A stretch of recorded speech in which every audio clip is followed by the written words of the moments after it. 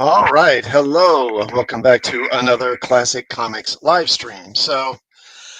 I I almost didn't do this one because I don't know. It was early this morning that I realized, oh yeah, it's Super Bowl Sunday, so I'm probably going to be on during the game, so no one's going to watch this thing anyway. But I just figured, why not? This won't be a very long one anyway.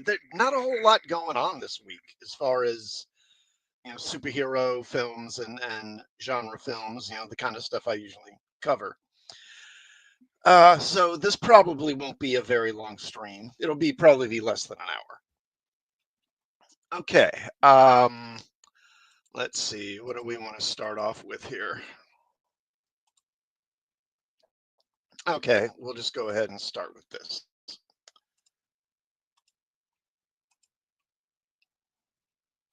Okay, this is from comicbookmovie.com. Trailer battle: Marvel Studios' Fantastic Four versus First Steps versus DC's Superman. The first trailer for Marvel Studios' The Fantastic Four First Steps was released online yesterday, and fans wasted very little time in comparing it to our first look at DC's Superman. And I do have my review of the trailer up on my channel, if you would care to check that out. And let's see, let's move on here. Even though the first footage from James Gunn's DC reboot debuted over a month ago, both movies mark new beginnings for incredibly popular characters that are often viewed as representatives of their respective brands. Plus, with both films set to hit theaters this July, the Marvel versus DC debate was always bound to reignite once these teasers were released. The Superman trailer quickly became the most viewed and talked about teaser in Warner Brothers and DC history, but First Steps has been doing pretty well. For some context, Superman picked up 24 million views and 1 million likes in its first 24 hours online, with the Fantastic Four slightly behind with 21 million views and 750 likes. Likes and views aside, we want to know which trailer CBM's readers thought was better overall and found it to be more effective at building excitement for the release of their respective movie.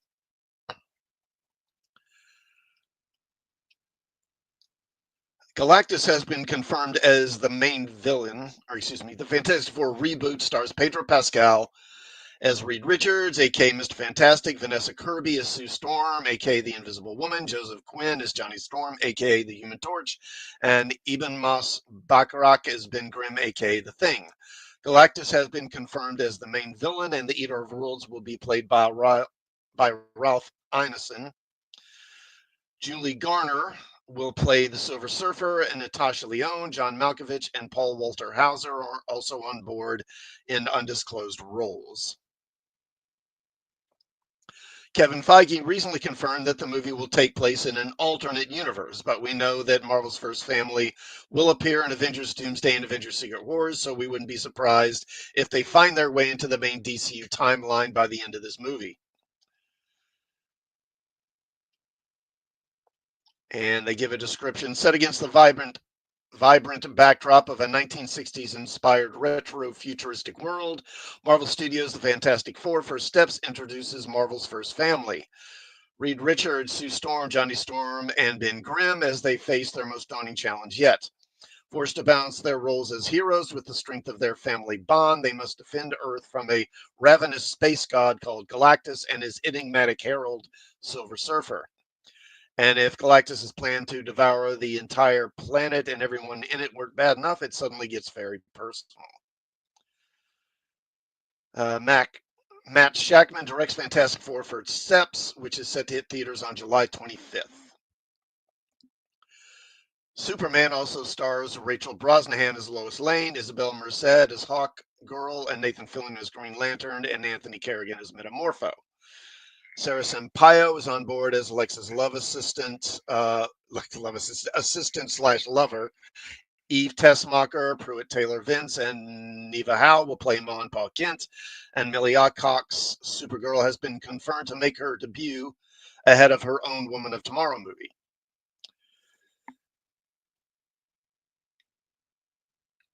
Okay.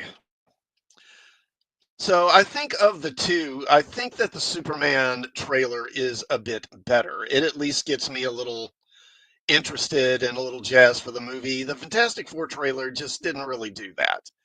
It's not bad, but it didn't really excite me in any way. And the Superman one did at least a little bit. So I'd give the edge to Superman in terms of these two trailers. All right. Let me see.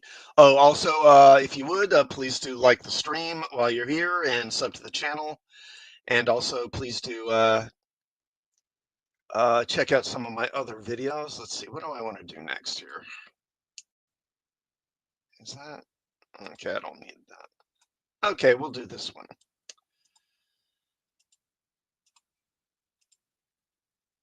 And this is from the Hollywood Reporter. Deadpool creator Rob Liefeld will no longer work with Marvel after Deadpool and Wolverine premiere indignities. Rob Liefeld is done with Marvel. The comic artist and creator says that after more than 30 years, he is severing ties with the publisher for whom he created the renowned characters Deadpool and Cable. Liefeld laid out his decision in a 90-minute episode of his Robservations podcast, as well as in a follow-up interview with The Hollywood Reporter, where he detailed a series of perceived slights at July's New York premiere of Deadpool and Wolverine. At the premiere, Liefeld learned that he and his family were not invited to the after party, something he was accustomed to attending. He also felt snubbed by Disney brass, including Marvel Studios boss Kevin Feige, whom he says was near him on the red carpet but did not acknowledge him. Quote, "It was meant to embarrass, diminish, and defeat me," Liefeld said on his podcast of not gaining access to the after party. And there was another apparent slight. Liefeld said he posed for professional photos with creatives on the Deadpool and Wolverine team, but later was told by his publicist that those photos were deleted. He believes they were only taken as a courtesy and not intended to be used, though other photos featuring Liefeld alone as well as with his family appeared as part of Disney's Getty Press portal from the event. Soon after July's premiere, he decided he would cut ties with Marvel, which he believed no longer wanted him around. Quote, "At some point you go, I've received the message and the message is clear," he said on the podcast. Liefeld said that his discomfort with Marvel began in early 2023 when he learned the company made the controversial decision to change the credits on Wolverine, awarding co-creator status to editor Roy Thomas. The character was created decades before Liefeld worked in comics, but he is close to Christine Vallada, the widow of late Wolverine co-creator Lynn Wein, who was upset with the decision. Yeah, I remember hearing about that. I think that I don't approve of that move. A year later, on June 3rd, 2024, Liefeld fired off an email to Marvel asking if he could receive a special credit on Deadpool and Wolverine after inquiring what else might be offered to him in terms of access to movie premieres and other promotional opportunities. Liefeld did not ask for more money, as he already has perhaps the richest deal among Marvel creators. Marvel generally credits comic creators at the end of the movie, but Liefeld wanted to be elevated to something more significant, citing the opening credits of 1978's Superman, which prominently listed Jerry Siegel and Joe Shuster as the co-creators of Superman. Quote, "Marvel's treatment of creators has never been their strength," Liefeld wrote in the email. "Without the worlds, the characters, and the concepts that we create, and in this specific case, the world of Deadpool, there are no films to shoot, no blockbusters to distribute. I am not the easy button at Staples. I am the human imagination behind it all," unquote. He asked if his requests could be elevated to Feige or Disney CEO Bob Iger. Quote, "Comic book creators cannot continue to be relegated as afterthoughts. This is easy to address. Unless I reach out to address it, it will never manifest," he continued. Liefeld did not receive a response, but was told by his agent at Verve that the message was not received well inside Marvel. A day later, he tweeted, quote, "My reps were screamed at today. We are not Fox. We are not Fox. Yeah, tell me about it. Also hung up on." He believes that tension stemming from this email led to him not being invited to the Deadpool and Wolverine after party. Liefeld, while in his 20s in the early 1990s, became part of a rarefied group of million-dollar comic book creators.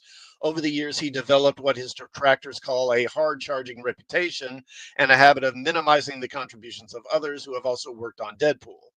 They pointed to an off-cited 2016 New York Times article in which he downplayed the work of Fabian Nicieza, who is credited as a co-creator for scripting Deadpool's first appearance in New Mutants. Number 98 from a plot by Liefeld, who illustrated the 1990 issue. Quote, while we respect what he's contributed, he does not respect what others have contributed, unquote, says one insider. But Liefeld, for his part, tells THR he is the one who lobbied 20th Century Studios to give both himself and Nicieza co-creator status in the first two Deadpool movies. He has cited writer Joe Kelly for introducing the now integral fourth wall-breaking characteristic of the anti-hero 7 years after Liefeld created him. And he often credits Deadpool star Ryan Reynolds for elevating the character to the global stage and new levels of popularity. Ultimately, Liefeld and Nicieza were given the standard Deadpool created by credit at the end of Deadpool and Wolverine. Liefeld was also acknowledged in the movie itself in a way few living comic book creators have enjoyed. The film's signature scene, in which Deadpool and Wolverine battle dozens of Deadpool variants, known as the Deadpool Corps, takes place in front of a store called Liefeld's Just Feet. An inside joke about the artist, who fans say does not draw feet. Liefeld was also invited to visit the set in London. This all sounds like someone who has indeed recorded the respect of a prominent comic book creator, but when asked by THR about these boons, Liefeld suggests that during the London set visit he began to feel unwelcome, though he declined to elaborate. He tells THR that it was in contrast to how he felt on Deadpool and Deadpool 2, which were made by 20th Century Fox. He notes he was involved in test screenings on those films and met with the marketing team on Deadpool 2. Quote, they had me along for the ride and I caused zero drama. I was happy to be there, says Liefeld. In his podcast, Liefeld asserted a head-turning opinion about Feige, who generally is only spoken of in Hollywood and comic book circles with superlatives. Quote, Kevin Feige does not treat comic book creators well. That is my personal experience, Liefeld said on the podcast, unquote. Asked about this topic, Liefeld tells THR, quote, do I think he can improve his relationship with comic creators? Yes, unquote. He says he wishes Feige would have spent a few moments to chat with him and his family at the Deadpool and Wolverine premiere and would like Marvel to acknowledge creators more in general. He points to DC Studios' James Gunn as an executive and filmmaker who is constantly praising comic creators and flying them to the Superman set. Well, some of the creators he praises are not very good comic creators, in my opinion. Feige, however, is also known to publicly laud creators. He name checks creators at San Diego Comic-Con, and he's often seen hobnobbing with creators on Marvel red carpets. The studio also flew a number of creators to the set of Fantastic Four First Steps, and in October held a New York Comic-Con panel pairing the stars of Daredevil and comic book creators together. Liefeld is known for being a relentlessly upbeat promoter of his work and personal brand, and despite the conflicting feelings, enjoyed hosting a series of fan screenings for Deadpool and Wolverine this summer. He admits he was nervous about dropping this podcast and revealing what he considers a loss. Getting denied from a party isn't the type of thing he'd usually publicize, but it seems like his fan base liked his more vulnerable side, or maybe it was spilling the Marvel tea, as the episode became the most downloaded in Robservation's 5-year history. It also comes 1 week before his final Marvel work will hit the stands, Deadpool Team Up number 5. Quote, you can't always share your hits. Sometimes you have to share your misses. This one was a miss, unquote, says Liefeld, who adds, quote, it was important for me to do the podcast so people could hear my voice. You didn't hear anyone who was angry at times. It was hard to hide how sad I was, unquote. And I guess that's him there with his family. So, overall, I mean, I do agree with them. Should they do more to respect the original creators and give them a little more attention? Yes, I think they should. and probably compensate them better too would also be nice, I'm sure.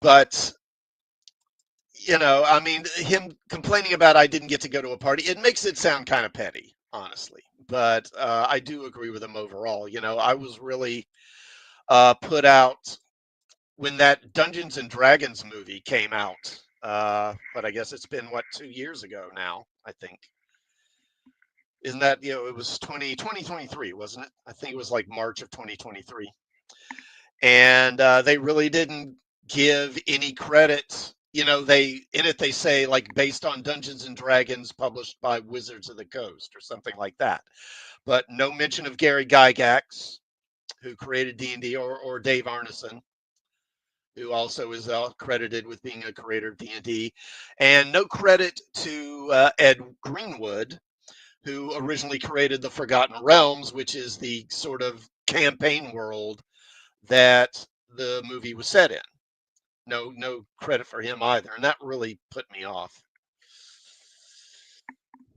Okay, let's see. What do we want to hit next here? Let's see.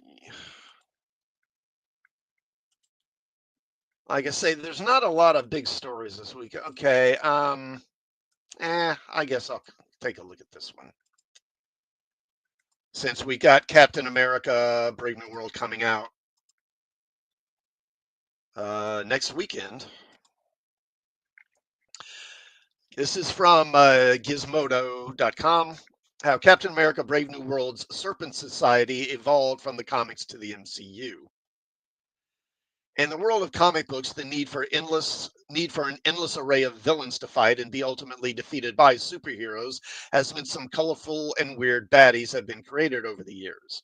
But in comic book movies, villains are largely treated seriously, particularly in the towering realm of the Marvel Cinematic Universe. To that end, the next MCU movie to hit theaters, Captain America Brave New World, is putting a more threatening spin on some of the comics' sillier antagonists. In a new Entertainment Weekly feature, which reminds readers that Captain America Serpent Society was used as a joke title all the way back in 2014 as part of a Kevin Feige hosted event announcing Marvel's Phase 3 films. Brave New World stars Giancarlo Esposito, producer Nate Moore, and director Julius Ona explained that the Serpent Society, which Moore admitted, quote, can be very goofy in the comics, will be nothing to joke about in the new film. Figuring out how to do that was a key consideration early on. Quote, you take something that seems inherently ridiculous and you figure out what the context of it could be, Moore explained to EW, and then we just got to work with a really talented actor, unquote.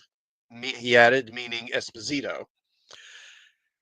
Esposito is well aware of how his character Seth Volker, aka Sidewinder, appears in the source material. Quote, I went back to the comic, I figured out what the guy looked like, and I didn't want to look like that, he said. Ona wanted a groundedness of what I'm going to bring to it, but I wanted to borrow some color, the lining of the coat, different subtleties from the original comic, so I knew I could be channeling Seth Volker. In Brave New World, Esposito said the character, quote, is very delicious and powerful, while Ona teased that Esposito's Sidewinder brings, quote, a grounding and a gravitas to the Serpent Society. We'll get to witness what sounds like a genuinely menacing take on Sidewinder when Captain America Brave New World opens February 14th. I mean, I won't deny that the Serpent Society, yeah, I mean, they are kind of goofy. They're very comic booky. But if this is what he's going to look like in the movie, a Sidewinder, I got to say, I'm really disappointed.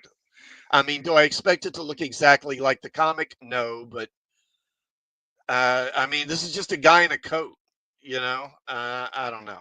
I'm not happy about it. But I guess this is what I should have expected. Okay. Okay, and while we're with Gizmodo, let me go ahead and take a look at this right quick.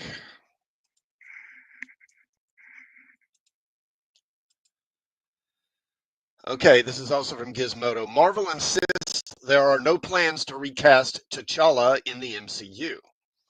So I've seen a few stories recently talking about how this actor or that actor is being considered to replace, Chadwick Boseman as T'Challa in the MCU. In fact, I believe just last week, maybe it was week before, I did a story about Aldous Hodge, that he was up for the role, possibly, or in talks for the role.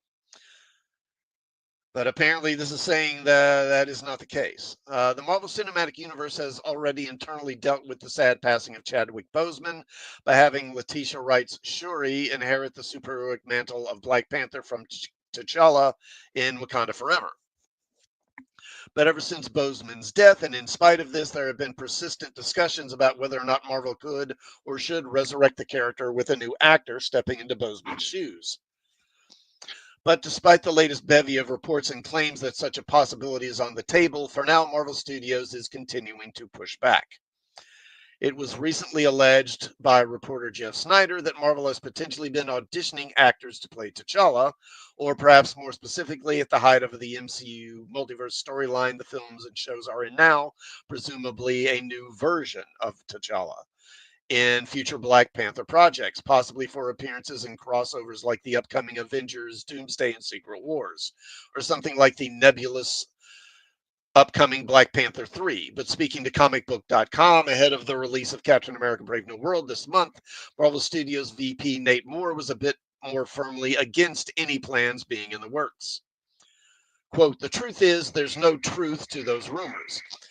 Never say never to anything. We haven't really had a lot of creative conversations with director Ryan Coogler yet because he's finished his film Sinners, which comes out this year," Moore clarified. "We'll get into it later this year, but everything you read online is not true, if for no other reason than we just haven't started," unquote. While, of course, these things might change, it would seem for now at least that T'Challa will remain untouched in the MCU. After all, Moore largely deflects to the fact that work on Black Panther 3 has yet to formally begin at this point in time, rather than definitively stating that the film will not involve some version of T'Challa.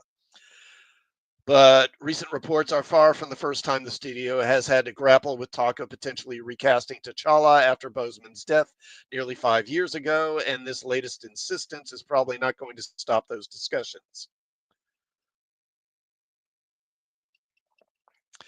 So, I mean, my guess is that they will eventually do it because, I don't know, it just doesn't make sense not to.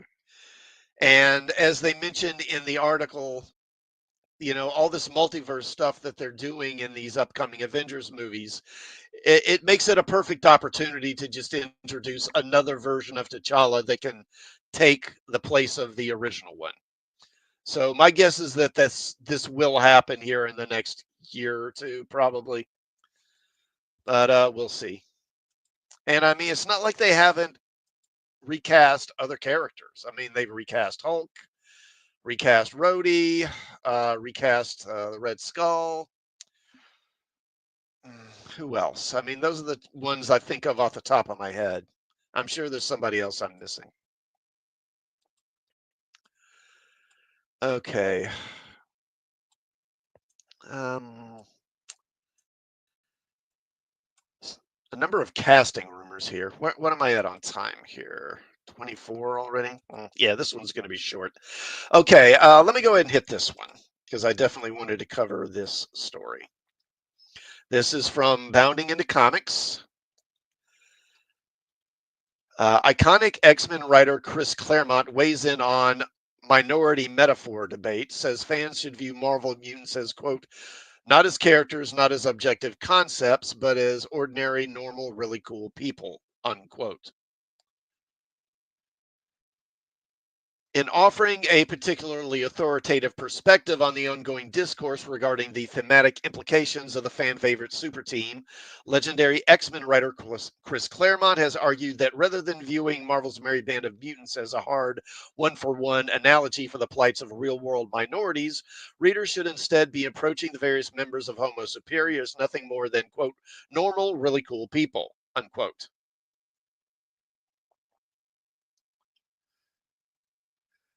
For those unfamiliar with the topic, there exists an ongoing debate among comic book fans regarding whether or not the plight of Marvel's X gene carrying population should be read as a not so subtle metaphor for the struggles of real world minorities. On one side, those who disagree with this point to the fact that, according to X Men creator Stan Lee, his original intent in exploring the concept of mutants was not to offer any such social commentary, but rather give himself an easy way of introducing new heroes without having to deal with the difficult task of constantly coming up with new origin stories. Quote, I wanted to do another group of heroes, but I was getting tired now of figuring out how they get their powers, recalled the Marvel icon during a 2004 interview given to the Archive of American Television's Lisa Terada for the group's Living Television Collection Archive series. Quote, I couldn't have everybody bitten by a radioactive spider or exposed to a gamma ray explosion. And I took the cowardly way out. I said to myself, why don't I just say they're mutants? They were born that way. We all know there are mutants in real life. There's a frog with 5 legs, things like that. So I won't have to think of new excuses. I'll get as many as I want and just have to say, yeah, he's a mutant. That's all, unquote. For posterity, in recapping the same story to the Guardian's Bob Strauss 4 years earlier, Lee additionally recalled that, quote, it occurred to me that instead of them just being heroes that everybody admired, what if I made other people fear and suspect and actually hate them because they were different? I love that idea. It not only made them different, but it was a good metaphor for what was happening with the civil rights movement in the country at that time, unquote. While many point to this quote as definitive proof that Lee intended for the X-Men to serve as a minority analogy, it should be noted that not only is this interview in which he offers a special confirmation, but in a 2007 interview with Coast to Coast AM guest host Ian Punnett, he specifically admitted that while many readers read his original stories as much, any direct commentary on bigotry was completely unintended.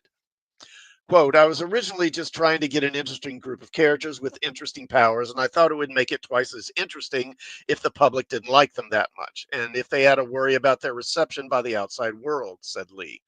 Little by little, I began getting mail saying how great it was that I'm doing these stories about bigotry and the evils of bigotry and so forth and race hatred. And I guess I was doing that, but I was doing it subconsciously. That wasn't the main purpose. And while his own approach to creating the characters did lean more into the theme of learning to coexist, co creator Jack Kirby's ideas were more focused on this lesson as it applies to all of humanity rather than specific social groups. Quote, the X-Men, I did the natural thing there, said the legendary artist during a 1987 interview with writer Leonard Pitts Jr. Quote, what would you do with mutants who were just plain boys and girls and certainly not dangerous? Well, you school them, you develop their skills, so I gave them a teacher, Professor X. Quote, of course, it was a natural thing to do instead of disorienting or alienating people who were different from us. I made the X-Men part of the human race, which they were. He added, quote, possibly radiation, if it is beneficial, may create mutants that'll save us instead of doing us harm. I felt that if we train the mutants our way, they'll help us. And not only help us, but achieve a measure of growth in their own sense, and so we could all live together, unquote. Back to the debate at hand, on the other side of the discussion are those who believe that regardless of Lee's intent, the mutant super team's existence is inherently linked to the concept of minority oppression, due to how closely the X-Men's narrative through line of mutated and feared because of an immutable trait whose manifestation was completely out of their control parallels the similar treatment of some groups that have faced or currently face in real life. Further, some even argue that the mutant coexistence oriented Professor X and the mutant liberation through violence seeking Magneto should be viewed as direct stand-ins for respective American civil rights leaders, Dr. Martin Luther King and Malcolm X, between whom there existed a similar philosophical divide. Although I think I would point out that when people talk about uh, Malcolm X being this coexisted through violence thing, that was kind of early on. You know, he did modify and kind of moderate his message in later years before his death, if I remember correctly. And as the man who, in his record 16 year long stint on Uncanny X-Men Volume 1 played a large role in defining the team as we now know them. The aforementioned Claremont, unsurprisingly, has his own thoughts regarding their interpretation, and he disagrees with the entire premise of the X-Men as minority stand-ins. As recently recapped and brought to public attention by Pop versus Joshua Lepin Bertone, the iconic X-Men writer weighed in on the topic while making a December 7th panel appearance at the Brazilian edition of the annual 2024 CCXP Entertainment Convention. Quote, the challenge is to see themselves at the school as minorities. That's Charlie's job, said Claremont. Quote, that's Magneto's job. From my perception, what are is a half dozen, maybe a dozen kids, young people living together and looking on themselves as ordinary people, unquote. Quote, they have abilities, yeah, he continued. Leonard Bernstein had abilities. From their perspective, it's not much different. He composed and played brilliant music. They saved the world, A and B. Yeah, I'm not sure if that's quite the same. Not sure if that's quite the same, Chris. The key is to think of them as people, not as heroes, not as, yes, I'm a minority. No, you're a person who's trying to live a normal life. Other people may see you as a minority, but or you may react to them as a minority. You may not look at yourself objectively as a minority, but as a person. You're a person. Trying to raise a practical and relevant example of this mentality, Claremont then noted how, quote, Nightcrawler is the most dynamic non-human physicality in the team, but his attitude is, quote, I am the person God made me. Who am I to argue with God? I'm just going to live my life like a normal guy and see what happens next. Yes, he used to hide the way he looked because he's not stupid. He recalled blue skin, 2 fingers, 2 toes, and a tail definitely make you stand out from the crowd. It took Logan to challenge him to take off the mask and be a normal person to see if anybody else notices to get him to do it. But other than that, he just tried to live a normal, cool life as someone who loves acting, who is a performer, and who is a stuntman. Wrapping up his thoughts, Claremont ultimately affirmed that is the way you should look at these characters, not as objective concepts, but as ordinary, normal, really cool people, unquote. The rest of it falls into place, but you can look around this room at the people around this table, he concluded. Oh, look, that's an X person. Well, how do you know? Well, it sort of looks like Colossus. How do you know? Well, doesn't he? It may be Peter Rasputin. Who knows? You just see him not as a person, or you see him as a person, not as Colossus.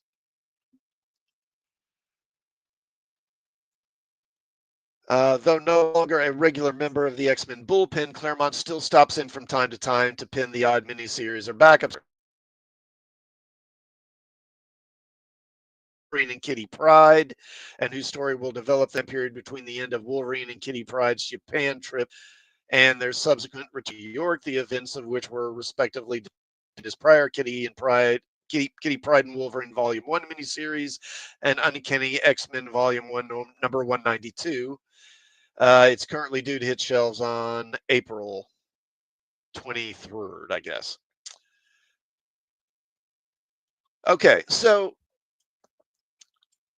it's an interesting subject. And, there has over the years, and it's interesting that Claremont says this because honestly, he probably did as much as anybody to kind of shift the X-Men more in that direction of this being more and more about making them sort of this allegory for a minority or something. At least it certainly felt that way. Now I don't think he did it, as much as maybe some people like to portray it, but certainly, there's the story God loves, man kills. That's kind of like the archetype story, I guess. And he did do that story, but I mean, 99% of the time, I don't know, 99, but 90% of the time, they were just fighting supervillains. They were fighting supervillains. They were fighting vampires. They were fighting aliens. They were just doing standard superhero stuff. But and particularly, things I think really shifted after the first X-Men movie came out and really started pushing, it started pushing the idea of mutants being not so much a metaphor for race, which it had before, but for homosexuality.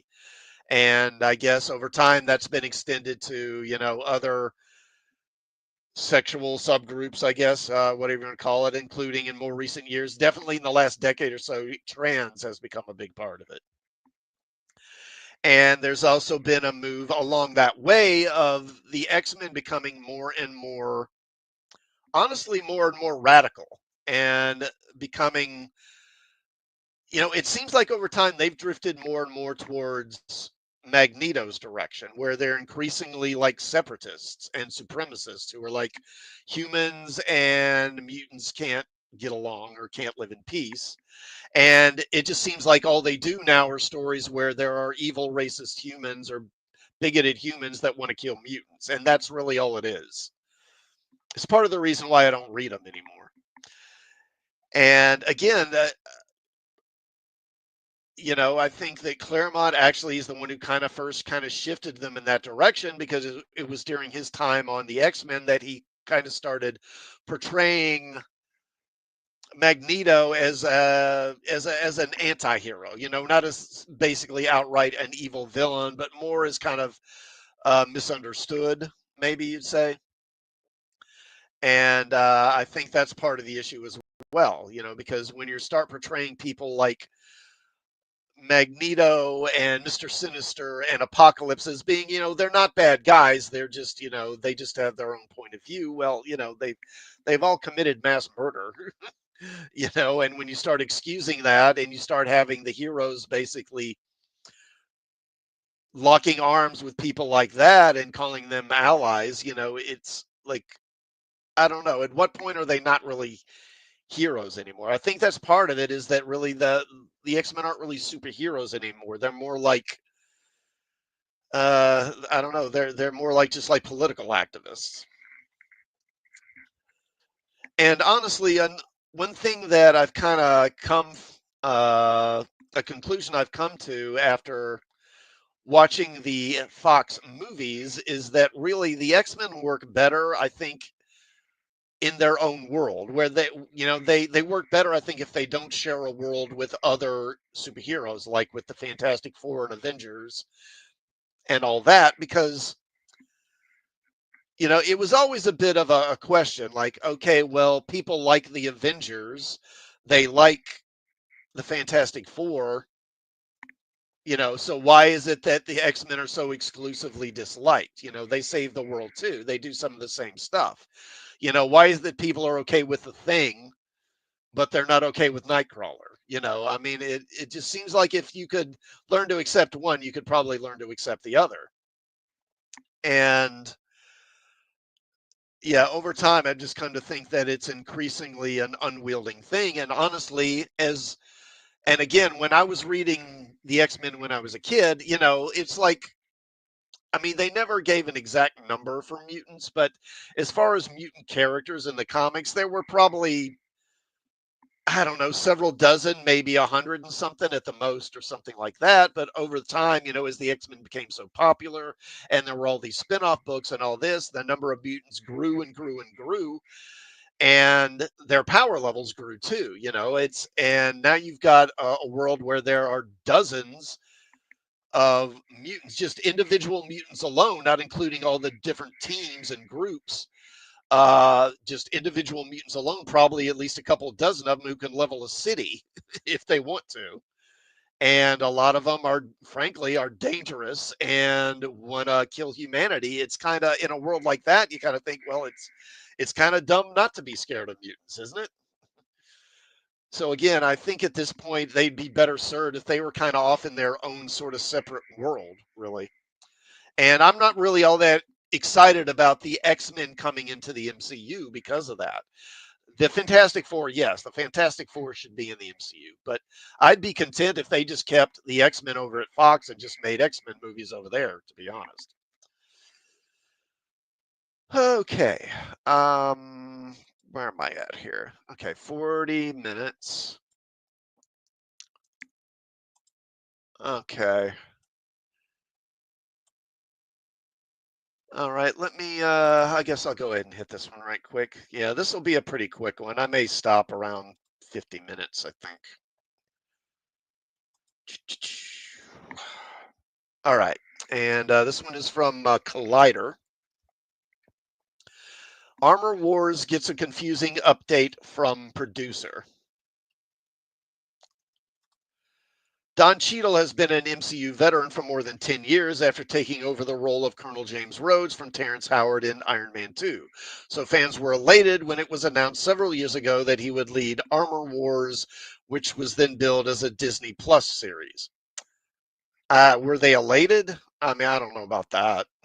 I mean, I think intrigued or interested, but I don't know if elated would have been. That sounds like an exaggeration. The product has since undergone quite a bit of turmoil, with it shifting into a movie while not getting any concrete updates over the last few years. In 2022, Nate Moore spoke about why Armor Wars changed from a show to a movie, citing budgetary constraints. But during a recent interview with Collider's Garrett Blaney to promote Captain America: Brave New World, Moore provided a more confusing update when asked about the status of the film.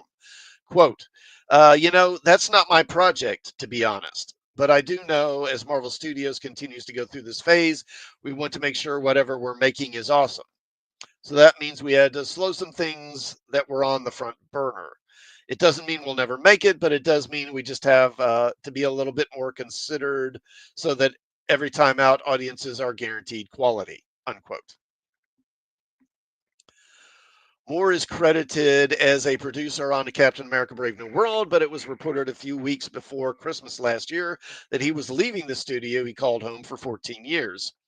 Armor Wars may be one of the projects that Moore was involved with before his departure, but now that he's on to different endeavors, it's no longer his responsibility.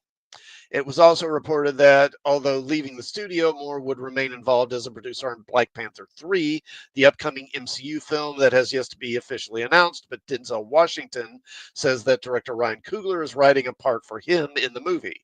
Moore also spoke recently about Washington's involvement in Black Panther 3, saying that he would love for him to join the MCU, but that casting for the film has not yet begun.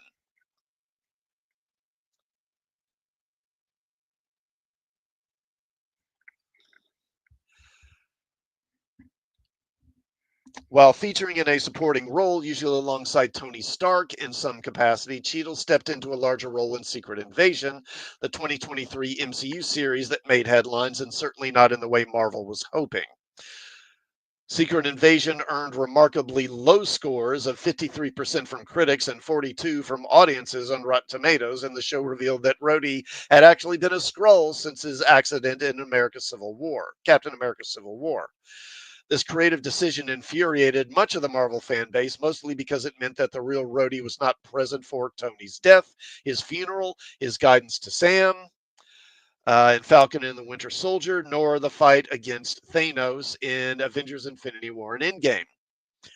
Armor Wars does not yet have an official release date, and it's unknown when or if it will begin production. Stay tuned to Collider for more updates on the project. Uh, So yeah, I mean, will Armor Wars happen? It'll probably happen eventually, but it's pretty clear that this was probably a cost thing. They were churning out a lot of stuff. Oops. Okay.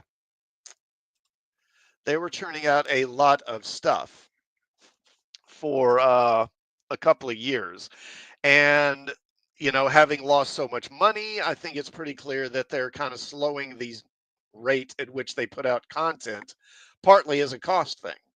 And honestly, overall, I think that's a smart idea because they put out a lot of crap that nobody liked anyway. But Armor Wars was an Iron Man story in the comics. It was a Tony Stark story. It was all about Tony learning about how his technology had been pirated by all these other different parties and him tracking down and destroying it. And having Armor Wars without Tony Stark in it, honestly, just I don't know if it makes a whole lot of sense. So I don't know. Maybe it'll happen. Maybe it won't. I don't know. Okay. All right. Where am I on time? 44. So I think maybe I'll do one more, and that'll be it. So let me bring this up. And this is from ICV2.com. IDW reports fiscal Q4 and year losses. IDW Media Holdings reported a loss for its fiscal Q4 and year ended October 31st and revealed that Penguin Random House, which distributes IDW publishing titles to both the direct market and book channel, has told IDW to prepare for losses if PRH's receivable from Comic Diamond or Diamond Comic distributors is completely or partially uncollectible. So I'm sure you know about how Diamond Distributors, who is the primary distributor of comic books, is going into bankruptcy, it looks like. And this is impacting the comic business in various ways. And it looks like one of the companies that's being hit hard by it is IDW, which, and I've done videos about this on my channel in the past. They're in bad shape financially anyway and have been for a while. Let me grab a drink of water right quick here.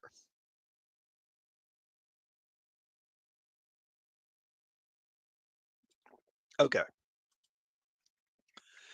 In a note to the annual report, IDW explained the receivables situation.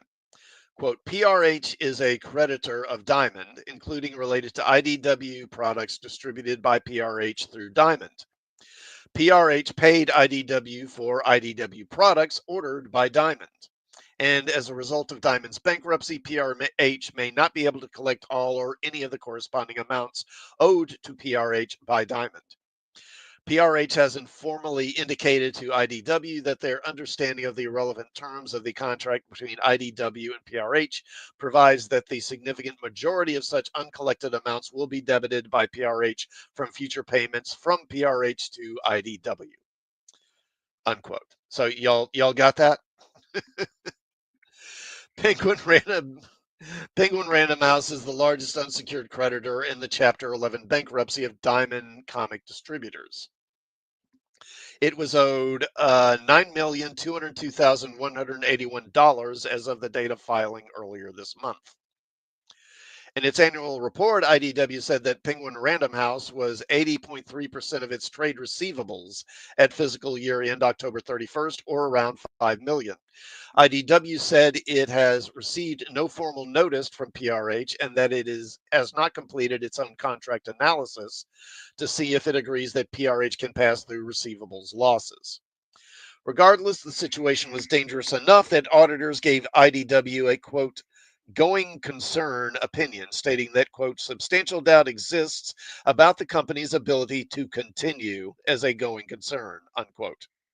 For its part, IDW stated that it expects cash from operations and cash on hand will be sufficient to support operations for at least the current fiscal year, pointing to positive operating cash flow in fiscal 2024 and staff reductions conducted in April 2023, April 2024, and August 2024 that have allowed it to cut expenses. IW did cut its losses for the fiscal year, ending with a $1.4 million loss, a big improvement over the $4.9 million loss in the previous year. The quarterly loss was $388,000 compared to a $496,000 profit in the year ago quarter. Sales were near flat for the year at $26.4 million versus $26.6 million in fiscal 2023. Downward sales pressure was attributed to higher returns, the ending of games revenue, and a decline of digital sales, partially offset by sales increases in both the book channel and direct market. While the Diamond receivable risk is significant, IDW had $7.4 million cash at the end of its fiscal year and has shown an ability to raise additional equity financing to fund losses in the past. So, I mean, the upshot of this is Diamond, or not Diamond, but IDW, again, it's been in trouble, just like the whole comic book industry is in trouble. And they've been losing money, and they continue to lose money. And of course, they say here, you know, we can, they've been able to kind of keep things going by cutting staff, cutting expenses.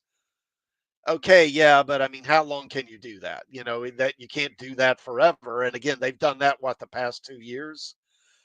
Cut staff, cut expenses. You know, you can't keep cutting parts of yourself off forever and expect to survive for very long. So, uh, it seems like if any comic book companies do go under as a result of Diamond, this may be the first one to do it. Okay. We're at 50 minutes. I guess I'll just go ahead and cut it there, and everyone can get back to watching the Super Bowl. Thanks to those who tuned in during the stream and those who will tune in during a rewatch. Let's see. So I should be doing a. And please again do like the stream and do sub to the channel and check out some of my videos while you're here. I should be doing my Trek Talk live stream on Tuesday evening, and that will be covering the season 2 episode Cat's Paw. So everyone, have a good evening and enjoy the game, I guess, and I'll see you next week. Good night.